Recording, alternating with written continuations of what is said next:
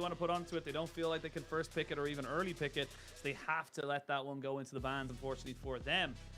Now we get to see where EDG want to go, and if they want to try and lock in their bot lane, or even just go towards the mid lane. You know, get the Annie, get the Viego, look for a big, strong duo. Yeah, I think the Annie's definitely a good shout. Going to pick up AD carry here as well, as it seems like they're very content and happy to just keep throwing and leave onto a Felio Sudi. And now I feel like is when we're going to find out if they just want to default back to something like a Jinx or maybe a Xayah, or who knows, maybe because you have so many options open and like Jinx, Xayah, if they were willing to bring out like a Draven, you could even leave AD carry to second rotation because you're not as scared of the pool getting pinched. It would mean you'd probably go for top lane here if that was the case. You'd probably opt into a Sion, or if you're like afraid of the Gwen coming back out from the side of EDG, even if there are answers and maybe not the most blind pickable champion, you know, making sure that Wayward doesn't falter the same way he did in game 1. No, Gragas. Wow, Gragas top. So taking something that can mitigate maybe a little bit of that top lane pressure. But I mean, I feel like you could just go Lulu here for Mako and leave that extra little bit of security coming into this game. And, you know, again, there's just so many things to ban in that top side that either tank or carry that there's just not really a lot else to kind of go for. Well, no, want to go with the Gnar. Feeling like Ala might have a bit of a stronger kind of setup there. We did see with Zika earlier today on LNG, much happier kind of, you know, getting in those big team fights, and the big Gnar ultimates can be huge. Yeah, and top esports seems like we're confident in terms of the AD carry pool in the bot lane being wide enough so they're not afraid of it getting pinched too far. When it comes to EDG for junglers, you've already highlighted the big one that comes to mind, which is the Viego. You would expect that to be taken away by TES, and then you're really wondering where JJ is going to go. Game 1, we had the Sejuani, but not having the same, like, pairings that you typically do, so you think, okay, that one probably not going to come through. And then it leads to, again, what kind of flavor JJ is willing to show, because we've had some junglers willing to go towards lethality champions, like the Kazakhs that we had a lot of at MSI. We've seen some, like, Nocturne gameplay, but with top esports not even showing it a mobile AD carry yet, like, that's probably not something you're really thinking of for EDG. So, yeah, I feel like a bit of an interesting situation for EDG to save jungle for the second rotation. Interesting, but might work out in the end. We'll see what they kind of want to bring the last few bans. Actually, gonna go with the Lucian. So the Draven makes it all the way down, as does the Jinx. Right now, top esports not wanting to show their cards in terms of where the bot lane is going to be. And now that you banned Lulu, I really think giving one ban towards jungle, there it is. You ban the Viego, makes sense, because again, it really is the last just obvious pick left open. Now for EDG, I feel like this is probably where you show, and you could even leave. You could either like pick something like a Rakan here and then deny it the Xayah Rakan combo is a possibility, or you take jungle and you look to counter pick support and try to give Leave and Mako an even stronger laning phase. Well, it looks like they're going to go with option 1 over your 2. Get Mako onto this Rakan. Good hard engage. Good stop the Xayah Rakan combination, like you mentioned. Breaks up that Lovers duo. And we'll see. Lots to kind of just still come out of this one here. Yeah, I mean, they're still waiting to see. Make him pick Draven. Yeah, make him do it. Come on, you use your Irishness. I mean, you can go Draven Blitzcrank here. That wouldn't be too bad, to be honest with you. Be able to kind of build out the Aphelios. I might be god tier caster right now. Did you do it? Did you do it, Asheen? You did it, Asheen. I did do it. I am him. Everyone, thank Asheen right now. Oh, I'm gonna be doubly right. Please make me. No, go back to the Blitzcrank. I want to be doubly right. No, I want to be doubly right. You know what? This is the correct play, but I want it to be doubly right. You've already done enough for the people. But are you going to do a little bit more? Oh, that's even better. I'll take a Pike. Pike's even better. Pike's even better. That's an improvement on what I anticipated. Yeah, there we go. We already highlighted some of the potential jungle options for JJ, Kazakhs being one of the ones we mentioned. That would give them, we already know who his prime target is going to be on the opposite side. And there it is. Kazakhs brought out for JJ, Jackie Love and Mark on the Draven and Pike. We know this game is all about bot lane, even more so than our usual games. I still remember back to... He's got 3 pots running, and this is good. Yeah, they got to ward. They got to make sure they know where this Wukong is going to be, because if they don't know where he is, they're going to be in a lot of trouble. Mako now getting jumped on a little bit here. The Ignite goes down. He has to flash away. Gets to heal out. The hook is good! And that's what you want to be seeing from top esports. Mark and Jackie Love get their combo and get their kill. Sets up for plays like that. I'm really surprised that Mako went to go check if Tien was here when Leave was so low. Because this was always going to happen in terms of having to blow some of these summoners, but Leave gets caught by Mark, and honestly just... I mean, that's a 2-level difference there. No flash, remember, onto Leave, and Mako gets dragged back. He's trying to use the battle dance to see if he can survive. It's going from bad to worse, Lyric. This is going to be fantastic for top esports fans, but EDG, they're falling apart. Man, Leave is going to have nightmares. He comes out in the pregame interview saying, hey, last time, Jackie Love and Mark, they pressured us so much. It was so rough. They won last time. And now you come back in. Honestly, EDG, even in game 2, like, they've looked like the better team. Like, last game, Top Esports had to brawl to be able to win, where EDG had the clean game 1. Now you come into game 3 and you have to face such Jackie Love Draven, and he's just going to imprint this in your memory forever. I mean, just so difficult to see. Ala taking a much more favorable trade. Wayward might have to flash here. Wayward will probably have to flash. One more boomerang would be good. Ala wants it. He doesn't have the hop. He doesn't hit the boomerang. So flash for flash there. Ala thought he had himself a little solo bolo on the top side. It was close. Even a nice flash over the cube to be able to be in range to keep trying to bring that one down.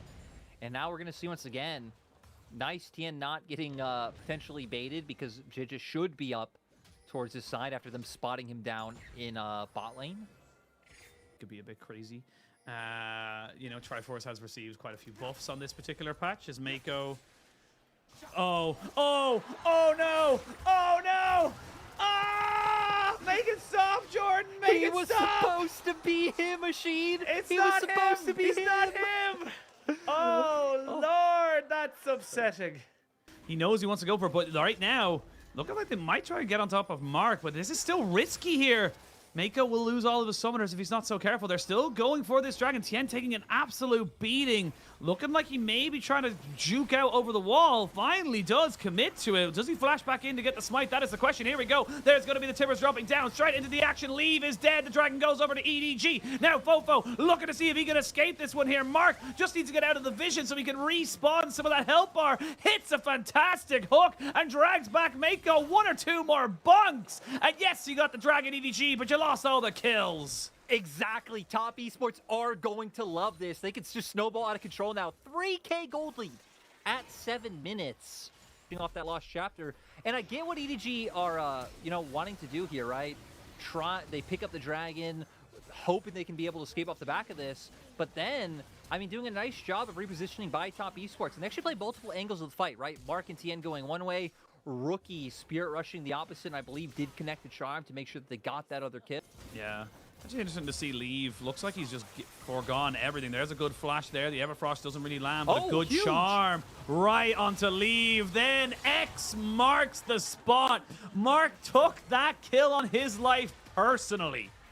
Seriously, Mark is having such a phenomenal game on this Pike, and it doesn't look like it's gonna stop.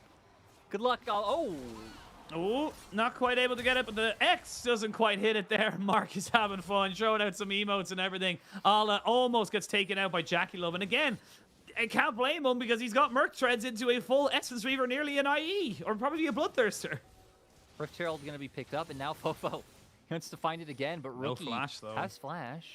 Yeah, no flash on Fofo, so should be able to kind of get out of this one here, you would imagine. Good charm into Everfrost means that he's able to keep his flash. No need to kind of contest it right now. Tien gonna get dropped on. This is exactly what JJ needs to be going for. Needs to be going for isolated 1v1s. Get that claw damage down as best as he possibly can before he really kind of has any chance of, you know, fighting up against this Draven.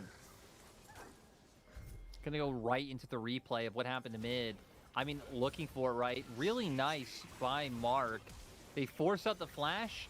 But then still, Rookie, such a perfect charm being able to go on there, connect that one right into the resets for Pike. I even love the face on the coaching staff of Top Esports. Ala's dead. Ala is dead. Will eventually go down. Wayward waited for enough time and then took enough damage and said, "That's it." And now Top Esports are at that point where I talked about, where it's like, okay, it gets a little bit more awkward. All the outer turrets are already down. Luckily for them, having second Rift Herald means they'll be able to at least potentially break down in their turret. And if you could try to turn that push into a dive, that could be the way for Top TS to even, get a further snowball. But 7K gold lead. Oh, Fofo though. Yeah, they're going to look to try and see if they can jump on the Jackie Love, kill him off as best they possibly can. But the Gale Force is not enough to keep Jackie Love alive. Ala gets himself the kill. And this is a 3v4 in favor of EDG. They've committed numbers and they still have leave. Not going to be able to find anything more, but still getting one kill, finally being able to take down one of the raid bosses is going to be quite nice. It does give Wayward some free time up in topside. But luckily for the side of EDG, he's a Gragas. He's going to be like whittling down these turrets all too quickly. They look like they don't want to let him out of this one here either. They're going to flash in. Ala, no! They had a word on you, and they went over the wall. Your TP shall be wasted. Wayward shall get away scot-free, and you shall lose your life. That's great, right? Because, yeah, the big thing it means is not only you get a kill, you let Wayward not get TP flanked there. Also, back to items. Somehow Jackie Love has once again finished another full item. Picking up rapid fire cannon.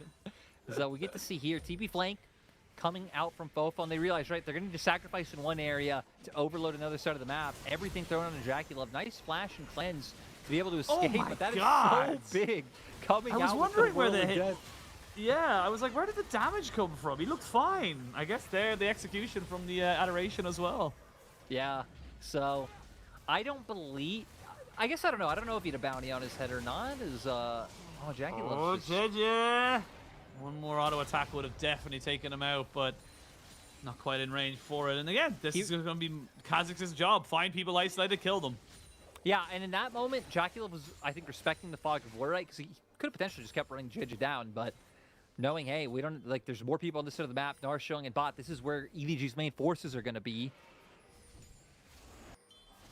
Yeah, it's something I wonder, like, how the math adds up on it, right? Because, again, the difference being kind of Kraken Slayer is more onto, like, continuously hitting a target, and that's where a lot of that damage comes from with every few hits. So, but I wonder if it'd even be more worthwhile to just go straight towards your mythic first and be like, hey, okay, we're not going to go this route as Mako.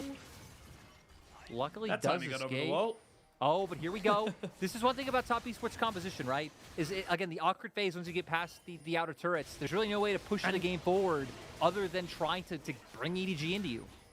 I mean, Leave's nowhere near this, and you have a TP on Wayward, but you do not have one on Alas. This is an unanswerable TP. But what's happened on the backside is that Rookie's just completely caught out. Nobody gets killed on the side of EDG and top esports. They have to go back towards the Baron with a man down. Look at the Gnar. Ala doesn't need to leave because he knows that he hasn't got a chance of making it up here anyway. And once again, you have to wonder, how does this stuff keep happening for TES? Every game, just like unfortunate circumstances that, like, that could have been the game right there. That could have been it, where top esports sealed the deal. But now, we were at 8K at one point, I believe, and now we're down to closer to 5? Yeah, about 5.5. Now, it will be another Dragon. We'll put them on Soul Point, but it's a Cloud Soul, not the greatest in the world in terms of accelerating the game. And this game isn't done yet. It looks like this series still has a ting or two to show us in this particular thing. There was a TP going very deep in the mid lane. I don't know if we're going to be able to see that, but yes, we are. We should probably go back to live because they've caught out the Aphelios. That was an unfortunate replay, but a good TP from Rookie to get him right behind enemy lines. And now they can look to try and go for this Baron again. But JJ's behind the play. He is being spotted out, and they know exactly where he is. They don't want to start this. They don't want to flip it. It's close to his Mega. And I think for EDG as well, you're waiting for the Timbers to come out for Fofo. JJ luckily gets away from the Cyclone. I think it's definitely something you're going to show every -1 cannon minion. You got to be able to throw it back at you a little bit. As Ala just kind of dealing with Wayward. And this is the thing. Ala's picked the Gnar into the Gragas way back when we had Champ Select for this game. And it's kind of becoming a thing now where it's like, this is the reason why. The Gragas, even though he's building full damage, doesn't really have kill threat. With the Hull Breaker available for Ala, it makes it so difficult for Wayward to have kind of any presence here. But with Rookie roaming down, maybe they look to try and burn him down just as he's turning into Mini. They're bringing down Mark as well. Ala knows he's in the wrong place, the wrong time. He has nowhere to go, and the only place he can go is the Shadow Realm. He flashes, he dashes.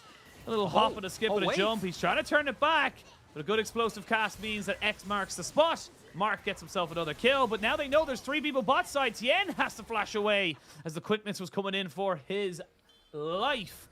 And this game's getting very scrappy all of a sudden. It is. Like, top esports have gotten cold feet. They haven't felt as comfortable trying to push into that top side jungle for deeper vision. They really strayed away from that from the past few minutes. Been trying to find a pick around topside turret, commit a little bit more. And it's giving EDG these opportunities to potentially look for another engage around mid. Wait, what? And we're waiting. Wait, what? What happens? Where? Mark somehow just died around outer turret in mid. I don't even know how JJ himself got there.